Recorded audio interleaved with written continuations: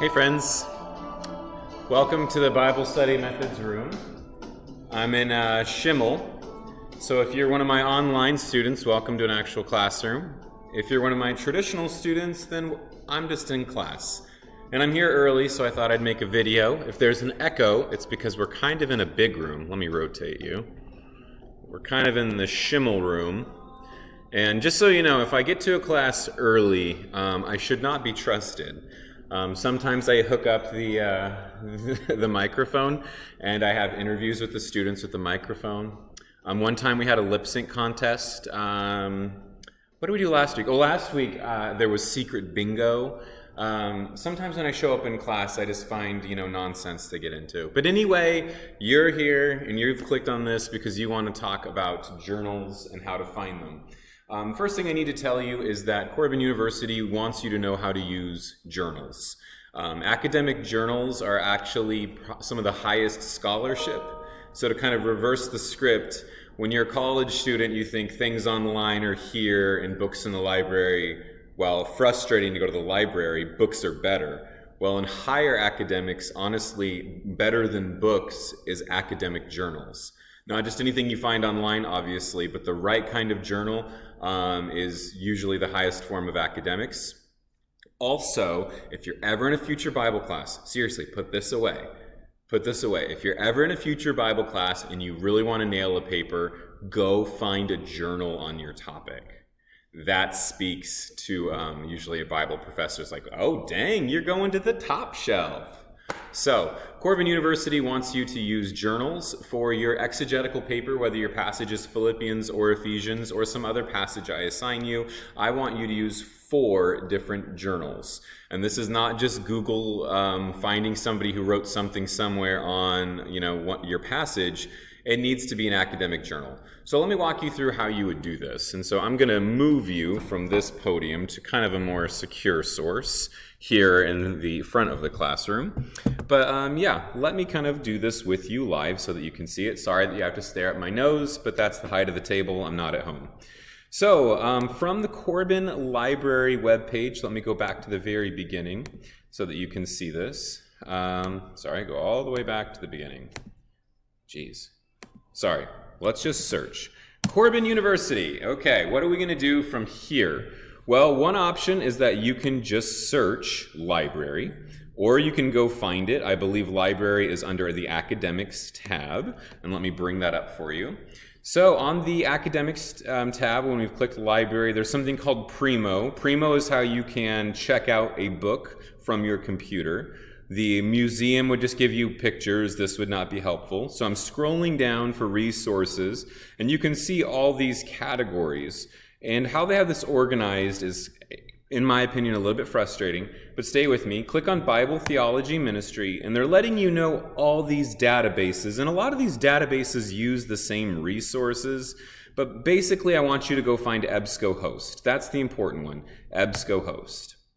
And after clicking on EBSCOhost, you have a very similar page. All these databases. Well, just click all databases, and you're finally to the place of looking for resources. And so let me say a couple things here. From the search browser, you can do a couple of things. You can search specifically our passage, Ephesians 2, 1 through 10. Or Philippians 2, 1 through 11, or perhaps a Romans passage, and you can search the whole passage. And you'll find a number of hits on that. But you also might do better just searching an individual verse. And so before I do this, though, let me show you why this might be interesting. Let's look up sea monsters and Bible. Why would I do that? Because that's the kind of thing I use this for, all right? So let's just see what comes up. Sea monsters and early Christian art, of stars and sea monsters, creation, theology, and whirlwind speeches, throne visions and monsters, the encounter between Danielic and Enochic traditions. So we are in the deep end on academic people writing about small subcategories in Christianity. So how you might use EBSCOhost beyond the scope of this class is if you wanted to specifically look at an issue. Dinosaurs in the Bible would be a curious one for me. I picked sea monsters because there's mention of a Leviathan in the Bible, and I'm just kind of curious what's going on with that. Or you can go to a really difficult passage like Genesis 6, 1 through 4, which talks about the sons of God fornicating with the daughters of men. Is that literally angels having sex with people? That's a strange thing for the Bible to say, but as you know, I think the Bible says strange things. But there are answers, of course, and journals would be one way to do it. So that might be a use for you. But let's get out of the sea monsters, and let's look at Ephesians 2, 1 through 10, and let's see what we get.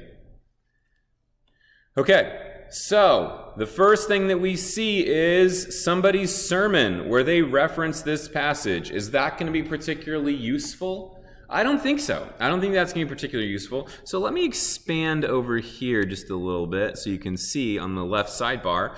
I want full text. Full text means that whatever resource that I find, it's going to actually have a document for me to read. Because EBSCOhost might categorize things that have been written that they can't collect. So I want it to be full text, and I also want it to be scholarly journals peer-reviewed, because I don't want to get things that won't be very useful. Okay, once you've done those two things, you now will have articles, The Warrior and the Prisoner, Some Reflections on Ephesians 6. That's not really helpful. Jewish Christians, Gentile Christian Relations, a discussion on Ephesians 2:15. That's not very helpful. Ephesians, Baptism and Pentecost, 4:12. I'm not really finding anything.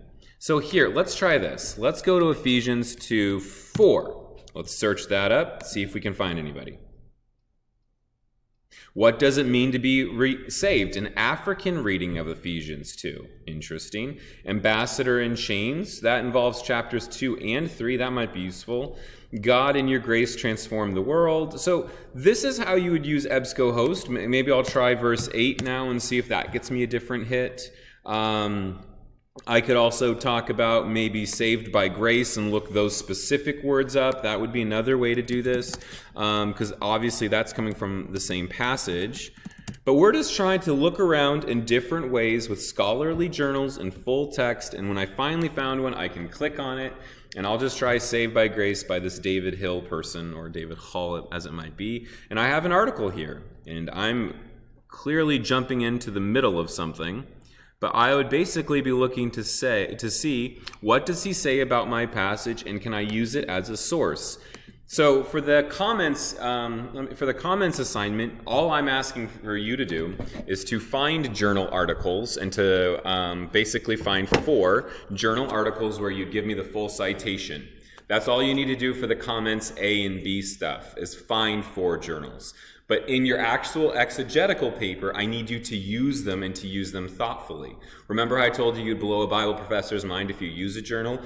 Another level above that is, if you want to blow a Bible professor's mind, is to use a journal and to disagree with it. Yeah, to cite what somebody said and to thoughtfully disagree with it, that's pretty next level stuff as well.